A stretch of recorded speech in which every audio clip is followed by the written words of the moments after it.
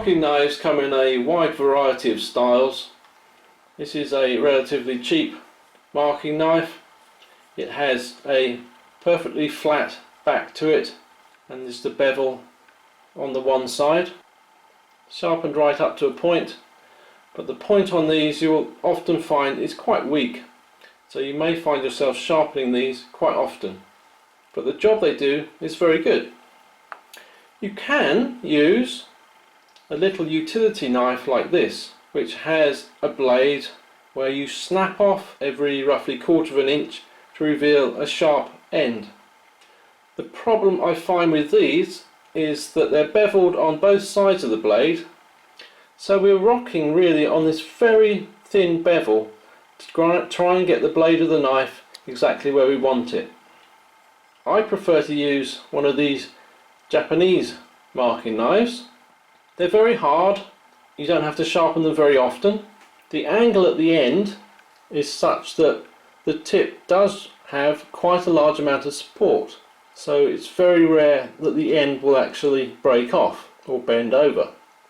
This one is ground on 2 different angles, which means that it can be used up against one side of a straight edge, or can be flipped around and used against the other edge. It can often be very useful. In some operations, for example marking out dovetails, you do find that it's too stubby here to get into the areas you need to get to. First thing I do is file off the beveled area.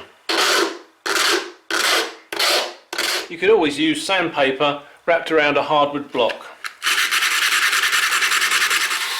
A belt sander, a bench grinder or something similar. Now file, sand or grind a fresh bevel on the side in which you're handed. So if you're right-handed, grind a bevel on the right hand side of the blade as you look at it from above.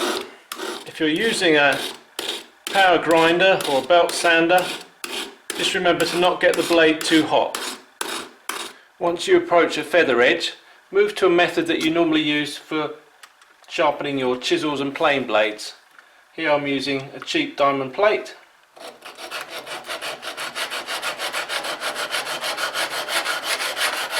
Keep working until you can feel a burr coming on the back side of the bevel.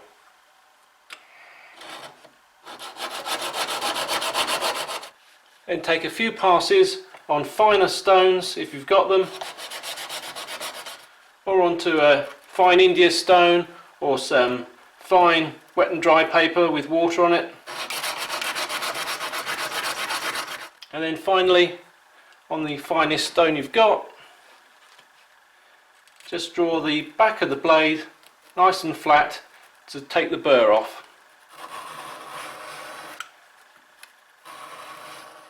You can always finish by honing on a bit of MDF with some honing compound.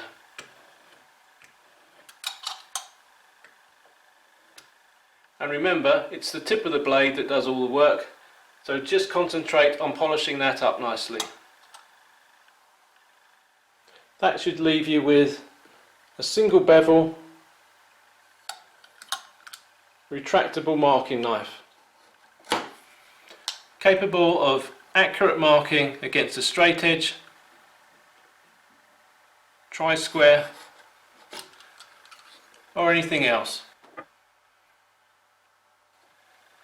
The number of different styles is only limited by the number of replacement blades you get for your knife.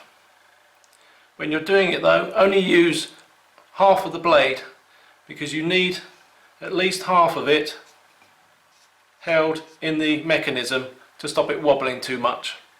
If you want to make a blade for transferring the pins to the tails of dovetails, you'll want a narrower blade, so you could grind away this section up here to leave you with a narrow blade that can reach in nicely. And while you're doing it, why not make a set with the bevels on the other side for those occasions when it's easier to use those.